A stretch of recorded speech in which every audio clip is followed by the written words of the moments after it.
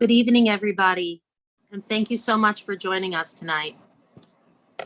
My name is Lifshie Eisenschmidt, and I'm pleased to welcome you. Tonight, we join together in solidarity with our fellow Jews in war-torn Ukraine. Our thoughts and prayers have been directed toward our brethren during this very difficult and trying time. Tonight, we will hear from Mrs. Rivki Shuchat of Sydney, who will introduce her brother, Yachol Shlomo Levitansky, a shliach in Sumy, Ukraine. As Jewish people, we are not immune to tragedy. What can we do to help? We know that we can always turn to Torah, tefillah, prayers, and tzedakah, charity. So Torah is the eternal book of wisdom. Whenever we find something confusing or difficult, we can always turn to the Torah for guidance and inspiration. In this week's Torah portion, Parshat Pekudei, it speaks about Moshe building the Mishkan, the tabernacle. The Mishkan was a place where the divine presence could dwell amongst the Jewish people. But why did Moshe need to build the Mishkan? He already had his own personal tabernacle just outside the camps where he would meet with God. He didn't need to be involved in building it. The Jewish people could have built it by themselves. It was for them anyway. Nevertheless, God told Moshe that he should be involved and to put up the walls of the Mishkan with his own two hands. This teaches us that a person can not only busy himself with his own spiritual development and his own needs, he needs also to be involved in helping others, just like Hashem wanted Moshe to be involved in the building of the Mishkan, not just as a spiritual leader and mentor, but also with his hands. And this, my dear friends, is what the shluchim in Ukraine stand for. Not just preaching and saying that they are there for their communities, but actually doing the work. We will hear more about this with Rabbi Levitansky in just a couple of minutes. Now, tefillah. Please join in as we recite a chapter of Tehillim together for our brothers and sisters in Ukraine. You will see a share screen up on the screen in a moment with the words of the Tehillim. Lamnatseach Mizmor LeDavid. Ya'ancha Adonai biyom tzara yisagevecha Shem Elohei Yaakov. Yishlach Ezracha Mikaidesh umitzion yisadeka.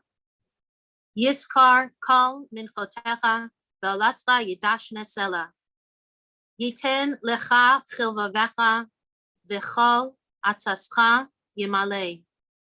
Niranina Bishuasecha, uveshem Eloheinu nidgol, Yimalei Adonai kol mishalesecha.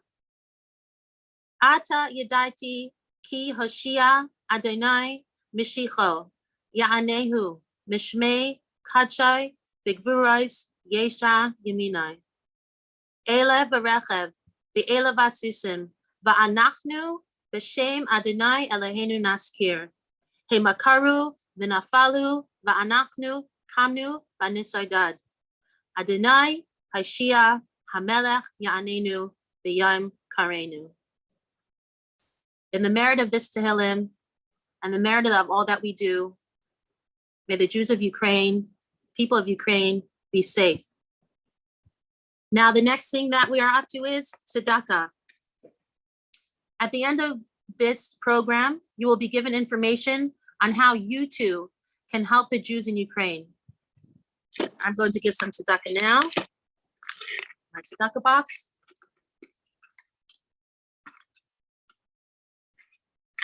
And now I'd like to introduce you to Mrs. Rivki Shuchat from Sydney.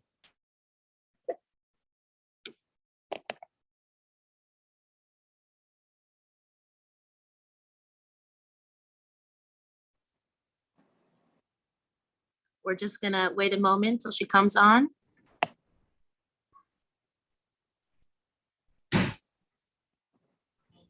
Hi, Rifki. Do you see me? We Yeah, see you. am I We see on? you. Amazing. Yeah. Welcome everybody from all over Australia. It's really, really nice to see so many GEMS families here as well. It gives me really great honor on behalf of me. If you could screen share the photos, Mendy. On behalf of me and Mushka and Ghida and Leinachama, to introduce to you my brother, Yechiel Shlomo Levitansky. Now, just to give you a little bit of a background, if she is Mendy able to screen share the photos I sent in? I'll write them right now. Okay, sorry. So just to give you guys a little bit of a background, Yechiel Shlomo, my brother, comes from a family of 14 children.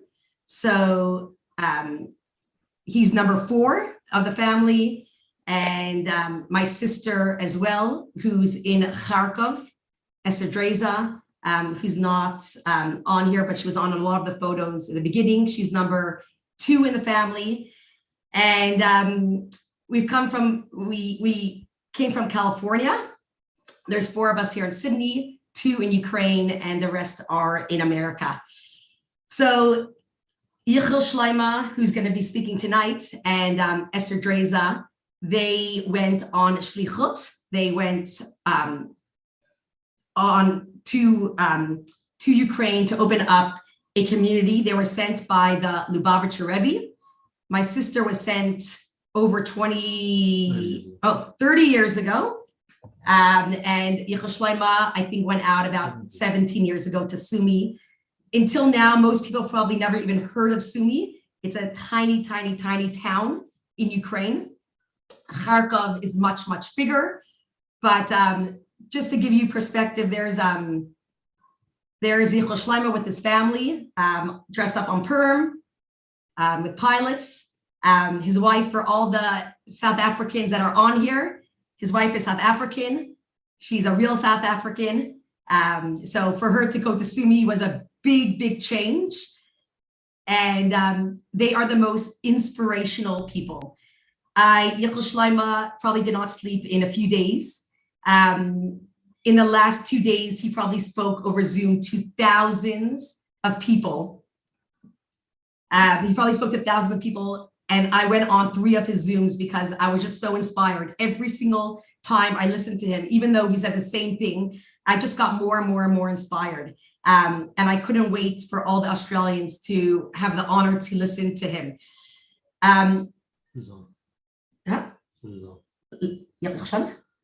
Oh, so I got news about an hour ago that my brother was not going to be able to be on. That's the one of 14 children, just for those that see. So Yechiel Shlomo is not the one in the middle, but almost the one in the middle. I got news about an hour ago that he probably will not be able to be on because of the reception. He's literally in war zone. And we had a backup a few hours ago when there was reception. He gave an unbelievable talk to about 2,000 people, which we have ready. But now I hear news that he is on. So am I correct that Yechiel Shlomo is on? Over to you. If he is on, let's hear from the one and only. If not, we just hear that the reception went out there. That's what we were told. But if the reception is back on.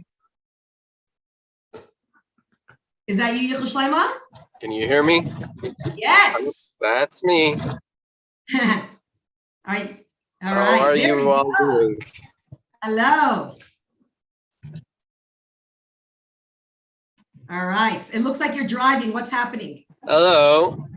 Welcome to the bumpy roads of Ukraine. Actually, guys,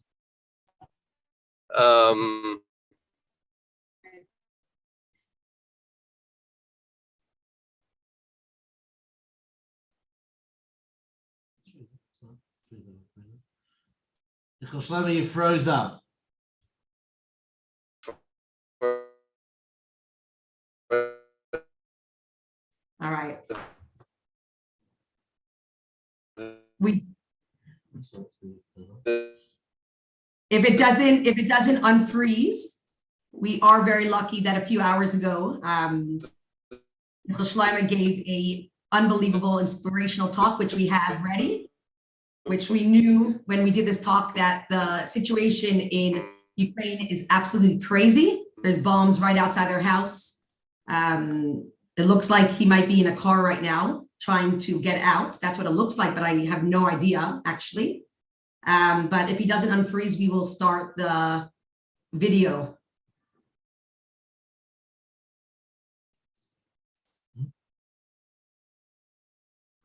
All right, I think we're going to start the video. If he unfreezes, we will put him on for questions and answers. Also, he says he was knocked off, yeah. So let's start the video.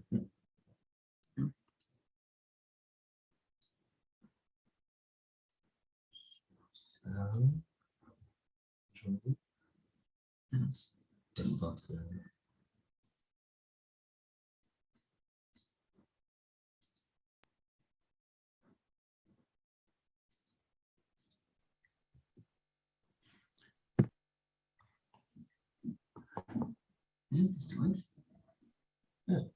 Okay, thank you so much, Rabbi Schmuckler.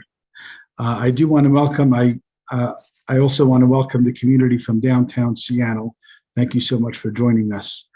I would like to ask Rabbi Levitansky to share with us a few words. Let's see if we could find it 1 second. There we go. Okay. Can you hear me? Yeah. So I did want to say, first of all, I am, look at all these Chabad houses that came from around the country. We're all thinking about you. We can't stop thinking about you. You're in our minds and our hearts. We are at awe of your dedication, of your commitment. And I don't know you too much, but whatever I know about you is, I'm very inspired. I did want to say this. I know you told me that I shouldn't ask the Chabad rabbis to give anything, but I didn't listen to you. And I asked all of them to give, and they all gave generously. And collectively, just the Chabad rabbis, everyone who's listening needs to listen to this. We all gave close to $7,000. And I'm going to post a link on the bottom and listen to the story. Open your hearts. You're inspired, do a mitzvah and participate. It goes a long, long, long way. So I want to start with, I guess the one way to start the conversation is, how did you end up in Sumy, Ukraine? On a good day, Sumy, Ukraine is far from Santa Monica, Simcha Monica, California, where you grew up. So it's a, can you tell us a little bit about how you ended up there? I see everybody is getting to know the geography of Ukraine. So first of all, thank you for having me. I don't know what time it is for all of you guys out there. Here it's 3:45 in the morning, and we're still under curfew. I'm waiting for 6 o'clock so we can start moving around. The one thing that I think most of us have in common is, and I say this, I guess, for the rabbis, but everyone on, is we live in a community that's not extremely large in size, maybe large in its impact. Maybe it's has a lot of qualitative things, but we struggle for a minyan.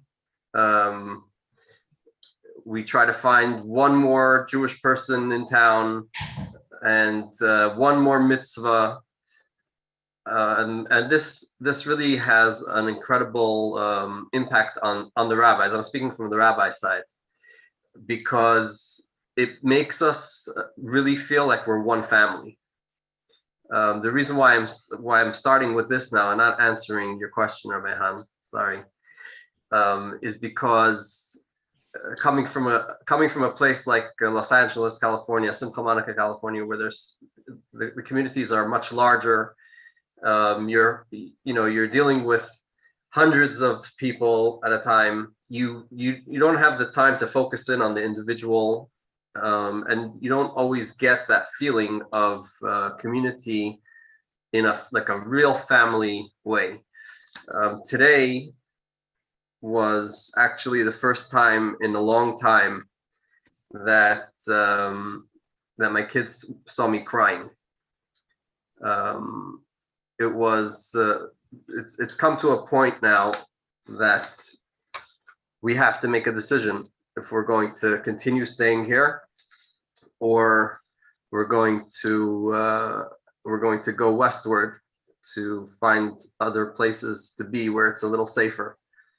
A lot of the shluchim who were here up until yesterday, not in Sumy, but around Sumy, Kharkov and Kremenchuk and Poltava. Where's that map again? Chernigov. These are all my neighboring cities. Each of them is about 200 kilometers, about 3-hour drive from where I am. You don't have them all. You just have Kharkov. Okay. So they all pretty much left yesterday because the bombardments, the devastation which is happening within the cities from the air is just it's becoming unbearable. And one of the hardest things for us is to leave our communities.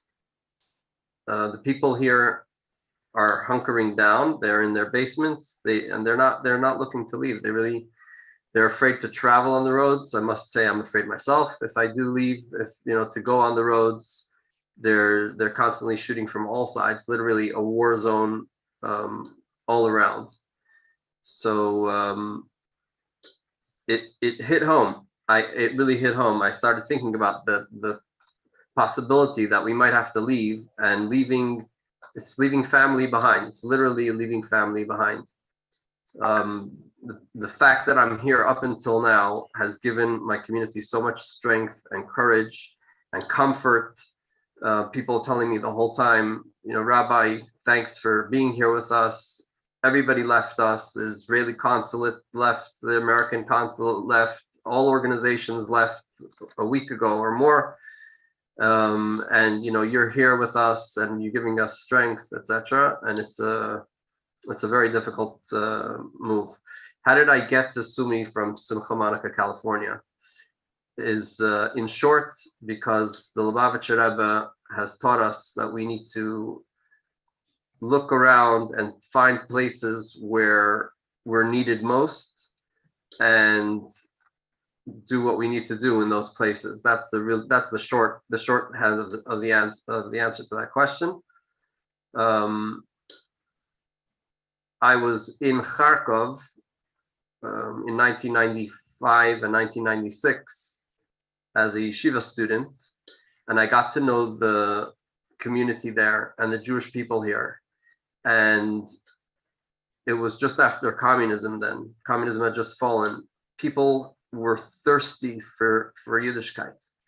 There was a vacuum of thirst to know something, to learn Aleph Beis, to learn how to daven, how to pray, how to put on tefillin. I watched people in those 2 years that I was there. I watched people go from starting with Aleph Beis and going off to learn a yeshiva. You didn't have to make a flyer or an announcement or phone calls to get people to come. Word of mouth just brought thousands of people coming to the shul for anything, for whatever you were doing. And it until today, the Jews who live here, they have a passion for Judaism. They want to know what it is. They want to learn, and they want to see the truth. They, even if they're not up to doing everything, they like to see authenticity. They like to see the truth, and it hits home. It's very rewarding to work with the community here. And I'm here now 17 plus, almost 17 and a half years. We've built up this community literally from scratch. We have a nice shul, which is the original shul that was built in 1914 and then taken over by the communists until 1999, when they gave it back to the community and it was in shambles. In 2004, we rebuilt the shul. We have a preschool, after school program, a mikvah. We have classes, daily classes, weekly classes, classes for students, for men, all the clubs, bas mitzvah, bar mitzvah, all of what you have in any Chabad community around the world. And it's an unbelievable thing to watch how a community, and I'm not the only community in Ukraine, one of the smaller ones, but to watch how communities are being literally destroyed, people running for their lives, and nobody knows if or when they'll be able to come back. So that's, I guess, a little bit of an answer to your question. Wow. Rabbi Levitansky and Menachem Landa here from Novato, California. We actually had you on Zoom a year and a half ago, and we were able to hear how beautiful of a community you have. So thank you for explaining that. We have just around 700 people on Zoom now, many more on YouTube, watching as you inspire us. As you mentioned, you are there and you give support and strength to your community. And just being there is an amazing support to them and a strength to them. Where do you get your strength from to carry on when you see bombardment around you and you cry and you're trying to hold back in front of your children? Where do you get your strength from to continue? I'm going to have to answer that very honestly. I don't know. The truth is, I get a lot of strength from the Lubavitcher Rebbe, knowing that I'm a shliach of the Rebbe, an emissary of the Rebbe, gives me strength to continue on. Knowing that I'm doing something good, I'm getting a lot of strength, as well as, I should say, my community and my city.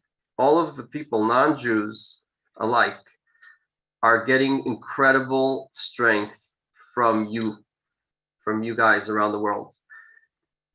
People are watching the Jewish communities around the world on YouTube, on Facebook, on Twitter.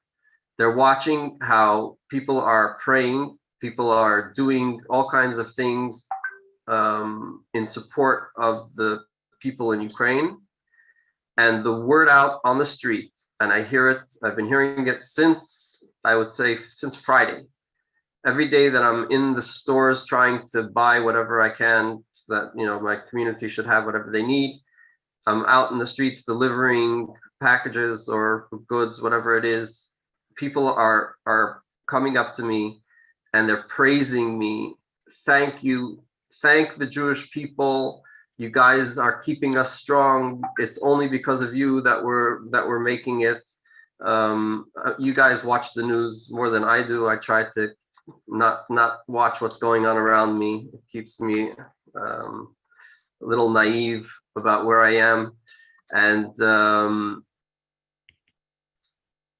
apparently it's incredibly miraculous that what the Ukrainian people are doing, and how this entire thing is turning around.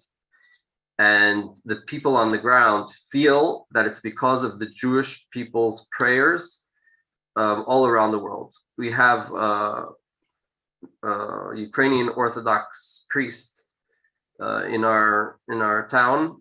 I'm pretty close with everybody. We actually have a Jewish priest as well. But that's another story. That's not for today. But this priest is involved with humanitarian aid. So we've been working together now the past few days with humanitarian aid. And he told me that he's been telling his community that we're seeing miracles that you only read about in the Bible. And that's because these miracles happen to the Jewish people, but they're happening to us because the Jewish people are praying for us.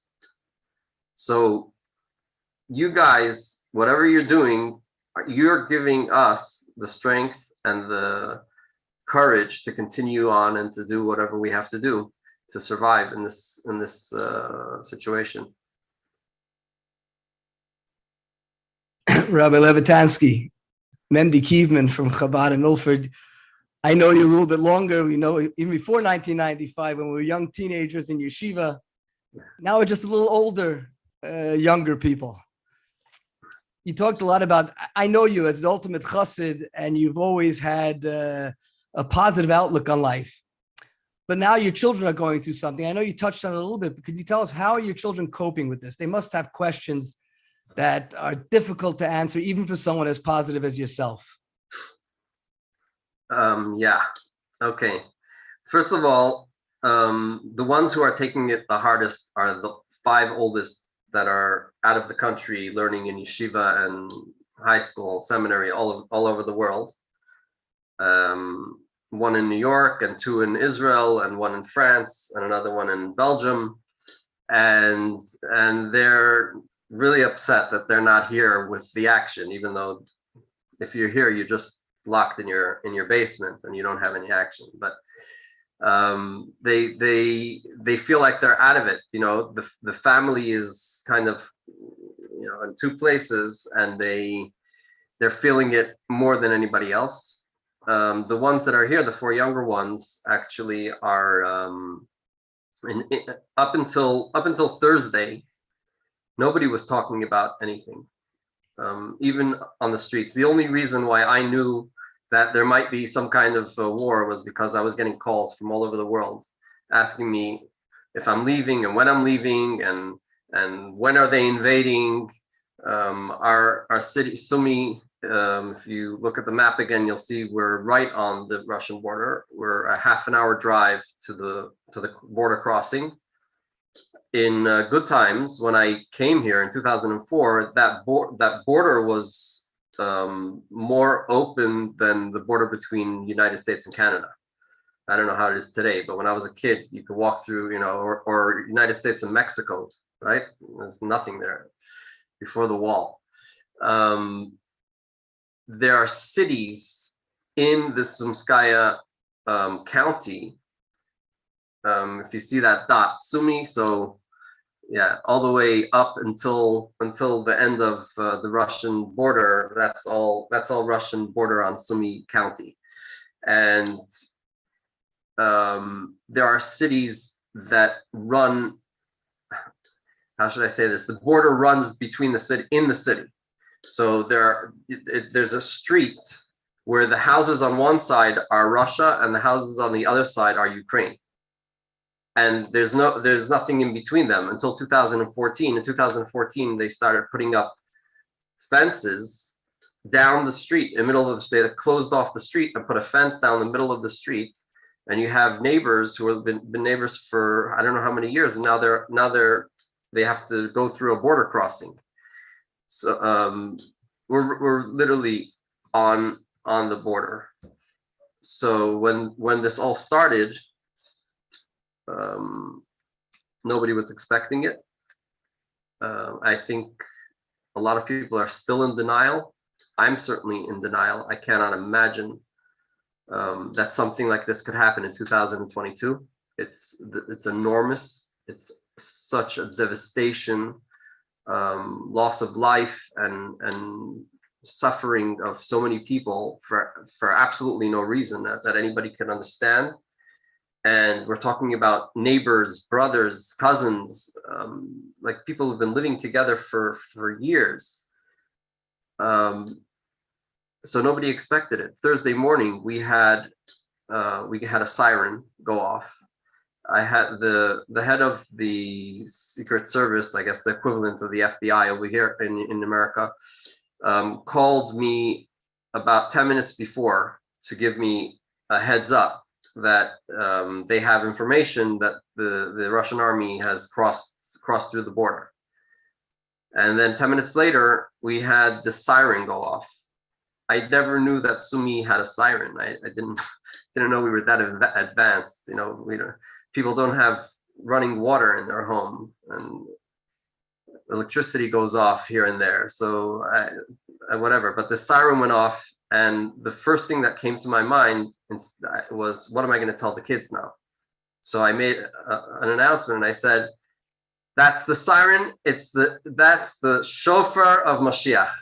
Mashiach is here, and they're sounding the shofar." For my kids, technically nothing really changed. They're in the online school, so it's not like school was canceled for them. We still have internet, which is a miracle in and of itself. They log in online, they go into school, they have their school day, and the only thing that really changed in the past few days is that when there are bombardments, we have to go down to the basement, and that does put fear in. And when at a certain point the conversation came up that people are leaving and maybe we should leave, my 12-year-old started saying Hafgana. Okay, they learn in Hebrew on the online school. He's making a demonstration. We're not leaving. We're protesting. How can we leave the community? And my 6-year-old says, if we leave, then that means we don't trust in Hashem. We don't have trust in God, because we think that He can't protect us here. It's been a challenge to deal with the children, but thank God they are picking it up, and this is a reality. We try, again, we don't watch too much of what's going on, so thank God they don't really see most of what's going on. They do hear about it, and we still have our classes online, and people bring it up and speak about it, and we try to give them a little bit more attention, so that they should feel that we're here for them, and they should have a lot of faith in Hashem. My 6-year-old is singing all day long, "I believe in Hashem, I trust in Hashem." I don't know if everybody knows that song, Rabbi Goldstein, and that's her motto. She's been writing it on papers, and we trust in Hashem, and Hashem is going to save us. So that's as far as children are concerned. Thank you, Rabbi Levitansky. It's Yisrael Hahn from Spokane again. What do you say? I said we met before. Yes. Can you give us a little bit? We're so far removed from the world you're in. Sounds like even on a good day, especially during a war. Can you tell us what's going on in the streets of what happened, and kind of bring us into your reality?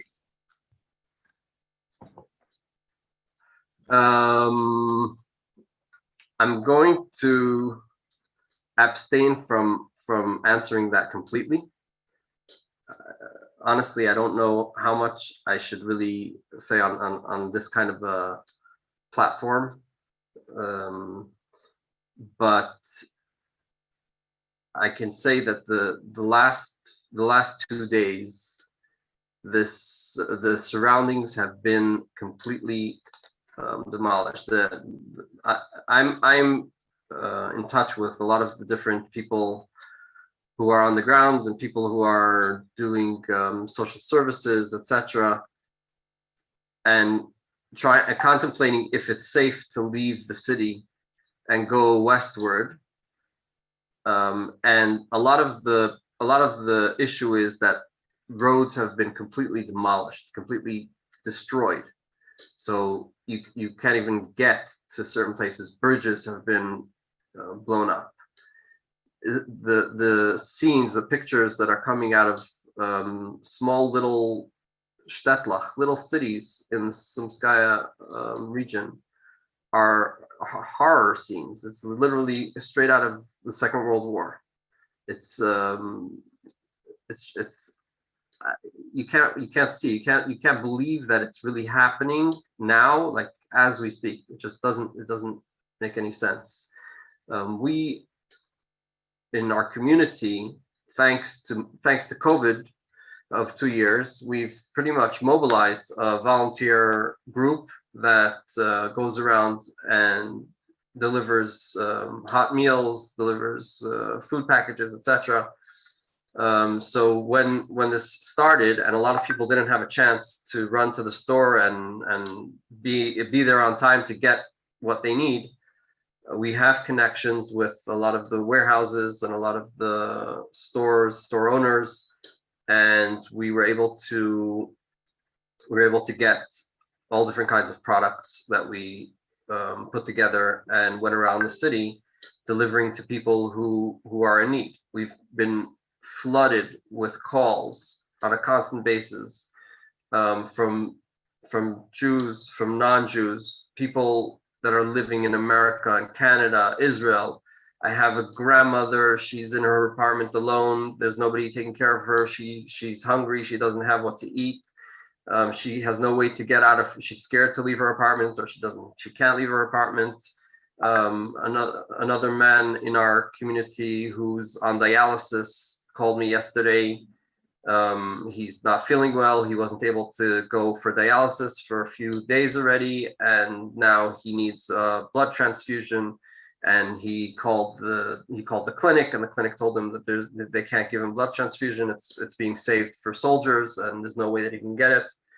We've been in touch with the head doctor of the city, who was able to get us the blood transfusion for a nice, a pretty penny, I should say.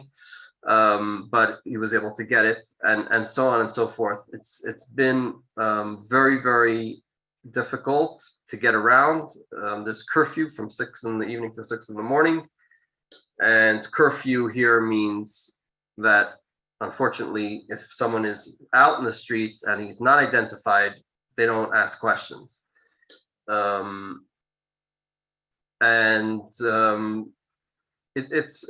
been very difficult. It's been very, very difficult to get around, very difficult to find products. The stores are all practically empty by now. Yesterday they were rationing bread. You could only have 1 loaf of bread per person. Scenes of the war. I can't explain it. This is what we read about in the history books. Stuff that nobody ever dreamt of in real life. It is horrific. It's literally it's horrific to watch. There are certain cities. Again, you guys are watching the news more than me, but Kharkov, the shluchim in Kharkov, yesterday pretty much ran for their life. Bombs were falling on the street of their home. Buildings blowing up right across the street from where they live, non-stop. Not like one bomb falling. I'm talking about hundreds of bombs, cluster bombs falling on apartment buildings. For anyone who knows the setup of communist Russia cities, the apartment buildings, or homes as they're called here, are built around certain areas that have some kind of a factory. So you have in Sumy we have the pump factory, and anybody that lives around the pump factory area, they have a whole residential area, which is called the Spalny Rayon. That's like the sleeping area, and then there's the commercial area where the factory is, and the residential area is literally, it's residential. There aren't even stores. They're little mom and pop shops maybe, but not like large stores.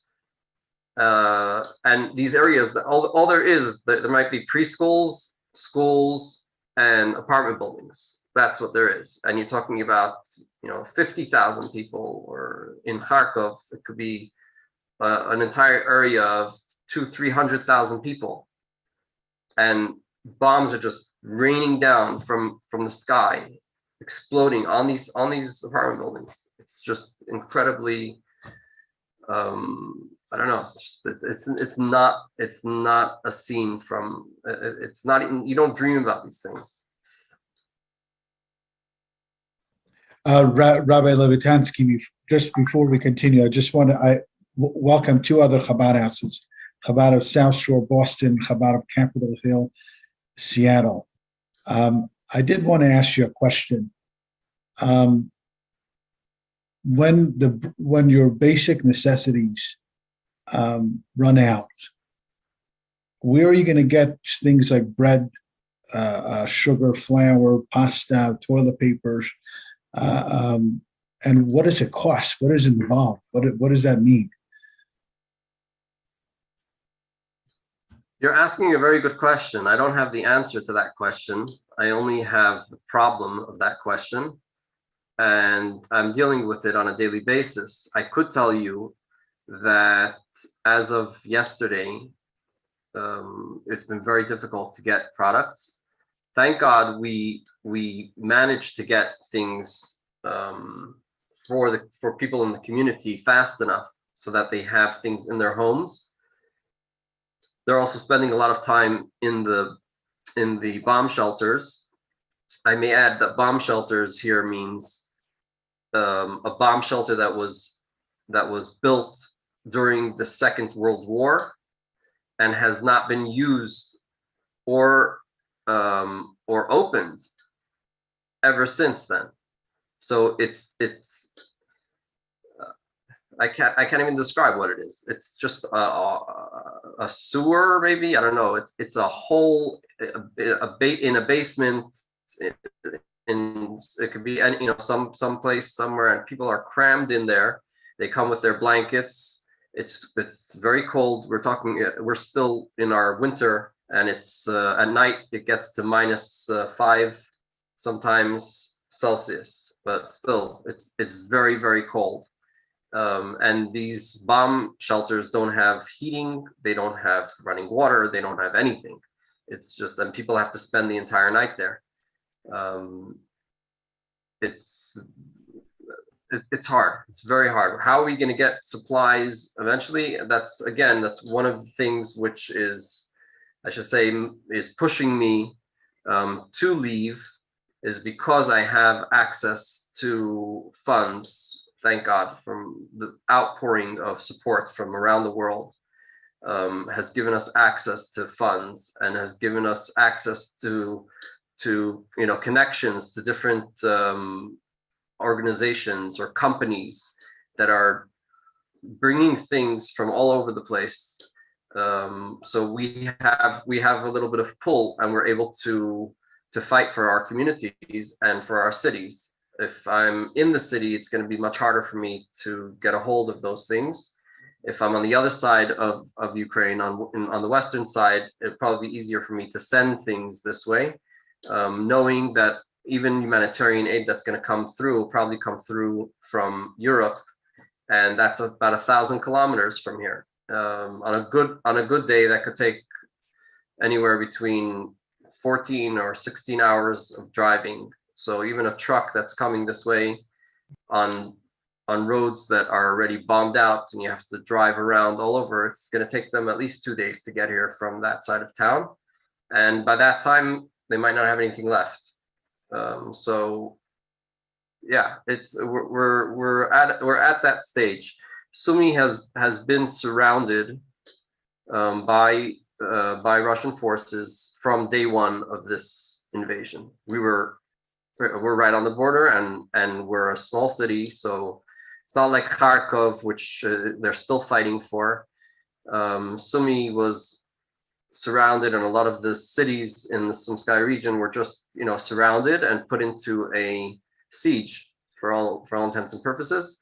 And they've tried to come into the city a few times, and there's street fights, battles, whatever it is. They get pushed out. A tank gets burnt on this side, a tank gets burnt on that side. People are. It's incredible to see how the Ukrainian army is fighting with their hands and feet, literally. against the second largest army in the world. And we're now in day 7.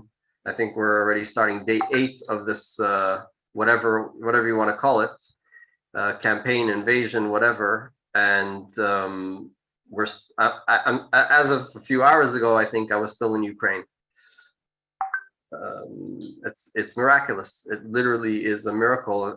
One of the rabbis was saying that this is, we're in Adar. It's the time before Purim.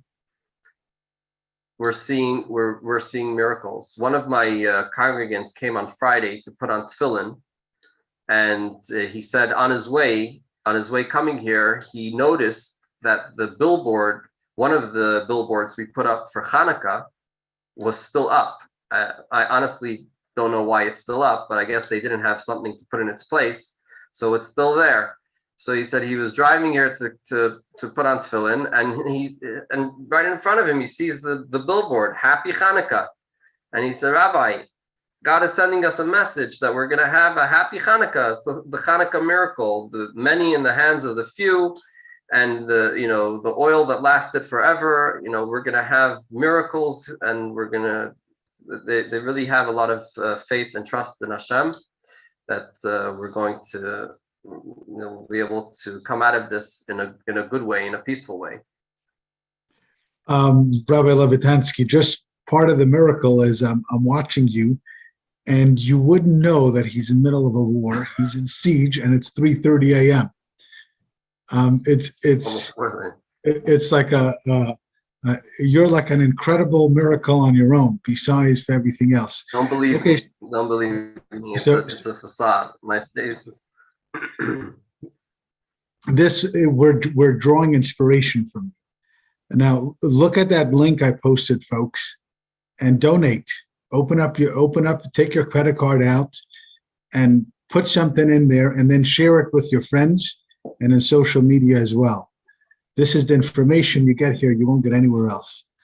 Okay, I do want to welcome Chabad of Bainbridge Island, Washington, and Southern Oregon, who is joining us as well.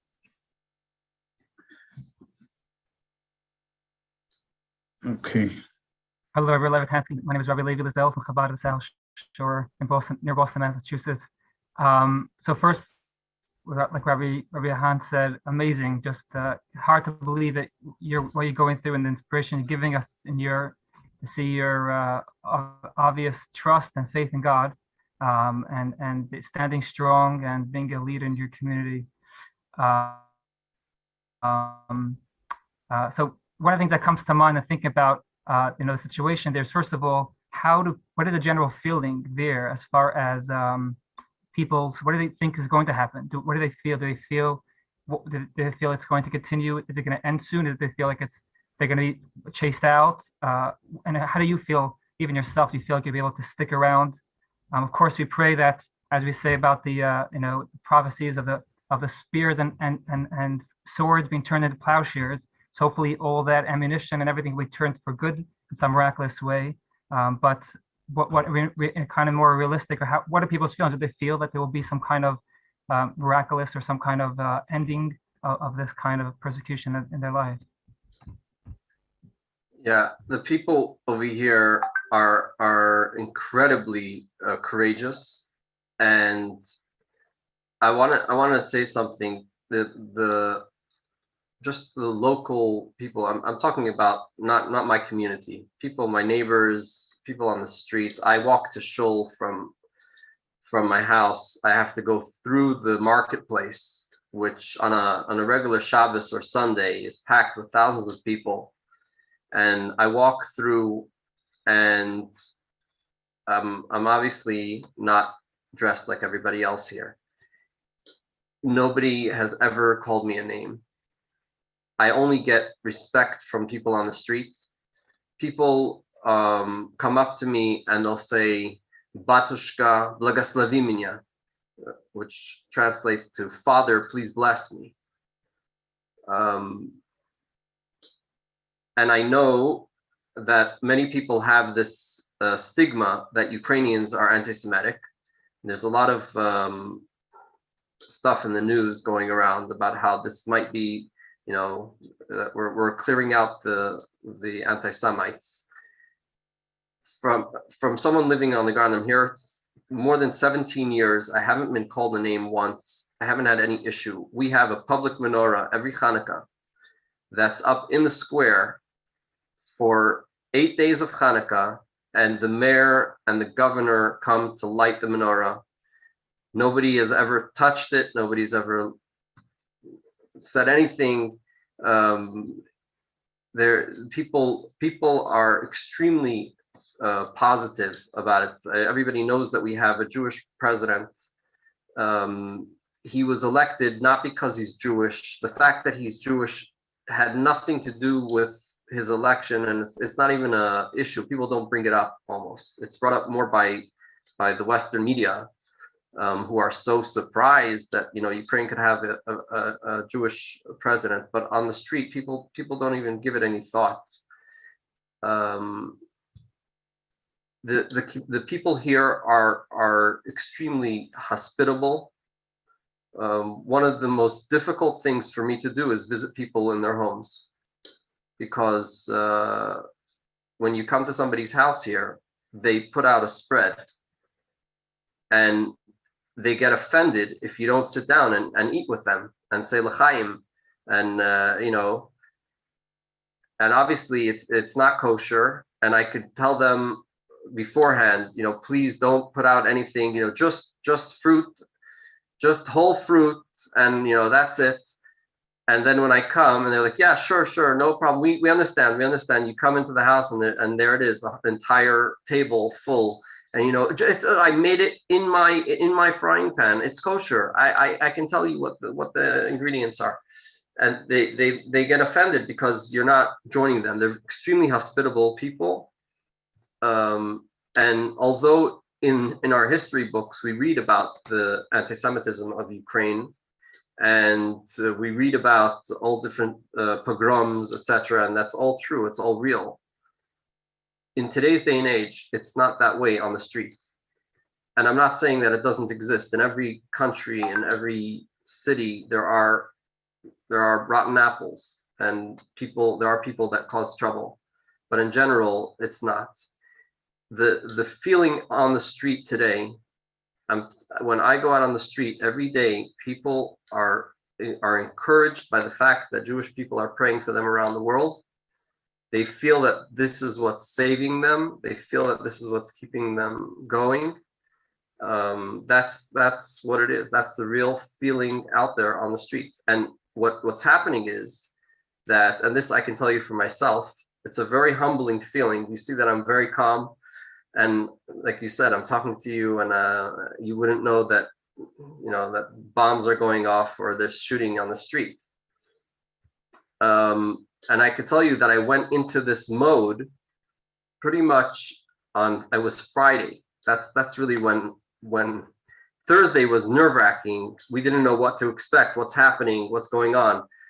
Thursday night was the first time that we heard actual shooting. I went up to my attic and I opened the window and I can hear the echoes of shot, the way you hear it in the movies, just like, right out of, it's just incredible. And you don't know where they're shooting or who's shooting who.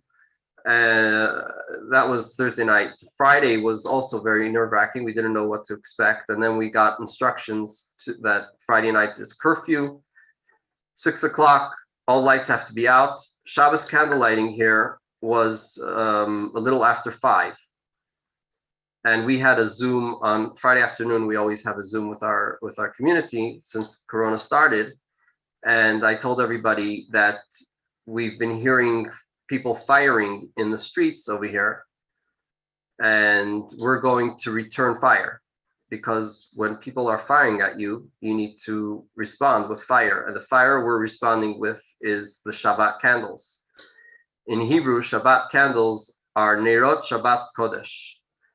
And the abbreviation of that is Neshek. Neshek is ammunition in Hebrew. And I said, our ammunition is that we're going to light Shabbat candles, and we're going to pray during this time of lighting Shabbos candles that peace and harmony is going to come into the world, because the Shabbat candles are meant to bring peace into the home. we turned off all our lights because we weren't going to turn off our lights later after Shabbos came in. So we had to turn our lights out early. We lit Shabbos candles, and we spent the Friday night the way they spent it in the times of the Talmud, when it was by candlelight. And it was so surreal, quiet. There was no shooting. There were no sirens. The entire Friday night, I thanked everybody that's involved in this whole operation for allowing me to sleep soundly for the first time in a few nights. And we woke up in the morning, Shabbos morning, and it was quiet. Shabbos afternoon, we sat down to eat, and I told my kids that there was a ceasefire. There must have been a ceasefire. We lit Shabbos candles, we prayed for peace, and there must have been a ceasefire, because it's just been so quiet. And just as Shabbos ended, I went to get my phone to check to see, what's going on. What were the conditions of the ceasefire? And we heard the loudest boom that I've ever heard in my life. It sounded like it was right in our yard. It was such a loud boom. It just planted fear in our hearts. We realized how close this is. We realized how not in control we were of what was going on around us. I was so certain that everything is fine and dandy, and all of a sudden, just out of nowhere, it was just like boom, and then another one, boom. It was just, the house was shaking. Sirens started going off. Apparently, they had blown up gas trucks that were heading towards Kiev to refuel the tanks, and the Ukrainian army was blowing up these gas tankers, and the entire truck full of gas was exploding, blowing up. It was incredible sounds. And at that point, I pretty much came to the realization, and I think everyone in my community is with me on this, that we are in the hands of God. There's absolutely nothing we can do to change the situation. We're just in God's hands, and He is taking care of us. And we have to do whatever we can on a spiritual level, because on a physical level, there's nothing really that we can do. My community is saying Tehillim from morning to night. They go down to the bomb shelters with a Tehillim. On one of, I think it was Sunday night, maybe, we had our nightly class with the men, and one of the men said, now you guys know how the Jewish people in Israel feel on a daily basis. You have sirens and rockets falling on their communities, and now we can feel a little bit of what they go through. So another man said, yeah, but in Israel, they have the Israeli army. They have defense systems that are taking down 90% of the rockets coming in, and they have an army to protect them. We don't have that. All we have is the book of Tehillim, the Psalms. That's all we have to protect us. And the other man said, so what would you rather have, the Israeli army or the Psalms? You want God protecting you, or you want the Israeli army protecting you? And everyone said, we'll take God's protection. We have Tehillim, and we're going to say Tehillim all day long. That's that's their faith. When you feel that you're in God's hands, it brings this calmness that you're seeing right now through the screen. That's what it is. That's really what it is. Inside, I'm petrified. This is really a front. Very, very scared inside. Okay. Rabbi Levitansky, is there a particular mitzvah? You mentioned about neshek. We talk about the men's right to bear arms, and we talk about tefillin, to bear arms. Is there a mitzvah you would like to encourage those who are listening? The bottom line is action, and the power of a mitzvah goes a long way and really helps you and your community and all those people who are in harm's way. Is there any particular mitzvah you'd like to encourage? I absolutely, and there's no question about it. The mitzvahs that people are doing, the tehillim that people are saying, that is really what is keeping people safe, and that is what is going to change this into a peaceful ending. My outlook on this is as follows. Okay, this is not a war or an invasion that anybody can explain. What's going on, the magnitude of what's going on around us right now is not, you cannot explain it in any way, shape, or form. And it's coming with such force in such a powerful way that it seems like it's unstoppable. Our response should be the same. We need to do things that make no sense. So if there's a mitzvah that you want to do or feel you should be doing, but you're not doing it because you're not ready for it yet, invade that mitzvah. Go for it. Do it. You haven't put on tefillin every day yet, or once a week, whatever it is. Put up a mezuzah on your door. Whatever it is that you feel is that there's something stopping you from doing a mitzvah, push through that barrier in an inexplainable way. Don't explain it to yourself. Just do something crazy that you can't explain to yourself even why you decided to do it, and do that mitzvah for the sake of security of the Jewish people and the entire population in Ukraine today. I truly believe that if we do senseless acts of kindness, senseless acts of a mitzvah that nobody would expect me to do, that's going to do it. That's going to break through. How many people are contemplating if they should kosher their kitchen, and the difficulties that might bring upon them, and I don't want to bother the rabbi. Sorry, rabbis, I'm giving you work. Don't think about it. Just take that step forward. You'll see that in the end, you're going to be happy about that decision. It'll be so encouraging to you that you're taking that step and you're doing it, and you're going to feel good about it. You're going to realize how much it's changing your life and how much it's changing the world and making this world a better place. I did want to also welcome Chabad of Manchester from Vermont. Manchester, Vermont. Thank you so much for joining us. Rabbi Levitansky, how is your wife handling this? How is she doing?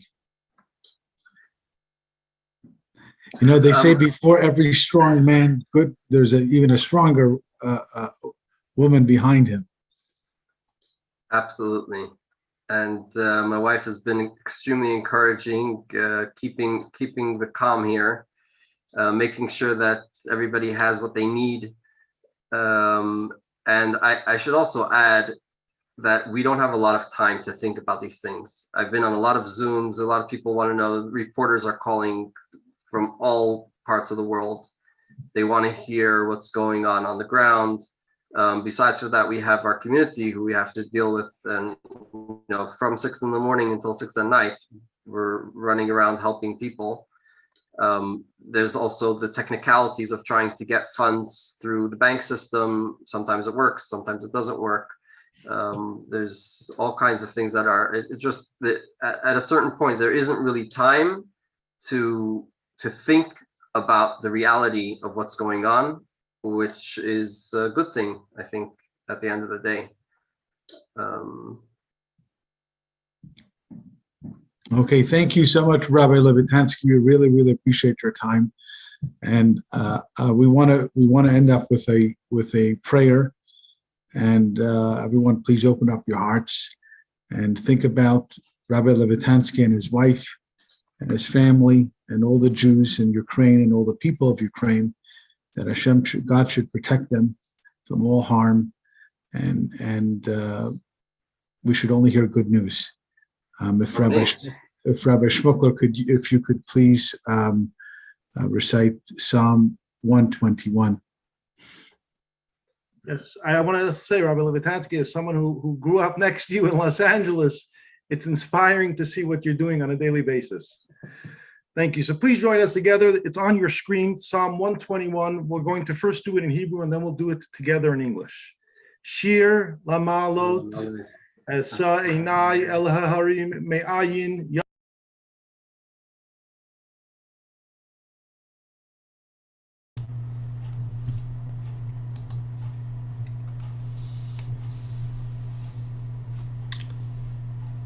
Yossi, would you like to give us just a quick update on what's happening? So we've been in touch with Rabbi Levitansky. They have now allowed us to share that they have safely left the immediate danger area. They weren't able to find the driver. They weren't able to find the vehicle. So Rabbi Levitansky is driving himself currently, leaving areas where even on a good day, there's no reception. So heading in and out. He's still hoping to jump on very soon, but I'll pass on to Rabbi Heller. Okay. So we're sitting over here in Australia, which is not on the border of Russia, but we're far, far away from the bombs. Baruch Hashem. We're really lucky to be far away. But in Yiddishkeit, we believe that no matter where we are, we're always one and connected with our brothers and sisters around the world. As far as we may be, they are still our brothers and sisters. You know, tonight we are entering a new phase. Tonight is Rosh Chodesh Adar. Rosh Chodesh Adar, we've just entered the new month of Adar Sheni.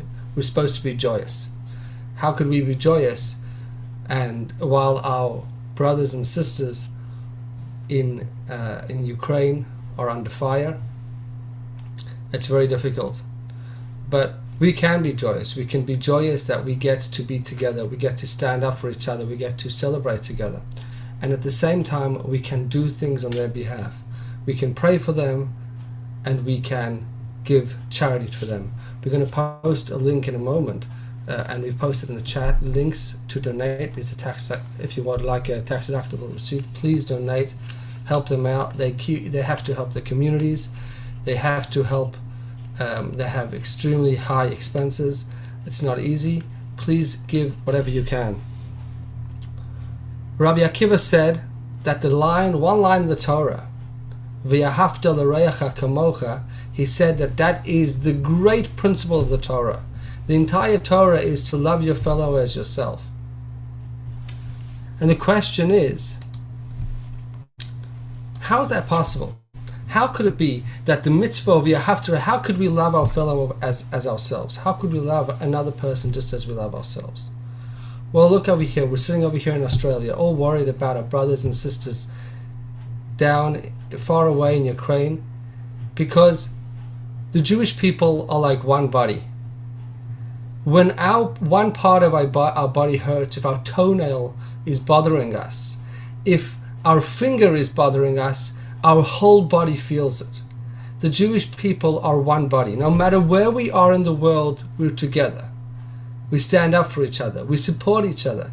We may not feel the bombs, thank God, and we should never feel those bombs. But we certainly can give them a big fat kiss. And the way we give our kiss, the way we give our hug and our support, and we're there for them, is by davening, saying prayer.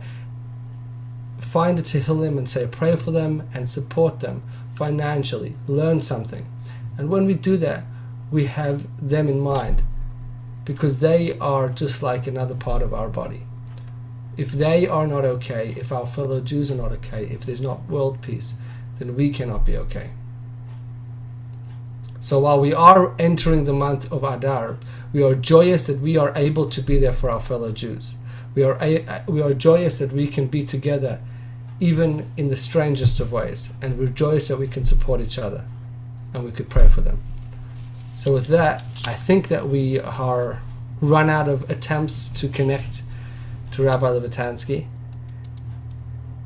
It doesn't seem like we're having any more opportunities to connect to him. So once again, I want to post, I could ask them to please post on the chat the link. If everyone could please go onto that link and make a donation now. Click that link. It doesn't go to anybody locally. The money is distributed directly, not a cent goes to stay in Australia, which it goes directly to help Jewish people in Ukraine. And we've done it in a way that you should be able to get a tax deductible receipt. And that's why it's through a local organization, and we can help them out, that they should be able to take care of whatever they need, bring food to the people that need it, and for those that need to get out or help with accommodation, whatever it is. Everything in wartime is extremely expensive. They need a lot of help, and we are there to help them. Thank you, everybody. Just one last encouragement to press the link. And as I said, tonight we have just entered the month of Adar. Let's be happy. As difficult as it is in these times, let's be happy for them, that we can help them, and happy to be part of one great big family. Wishing you a wonderful night, and thank you everybody for joining. May we hear only good news very, very soon.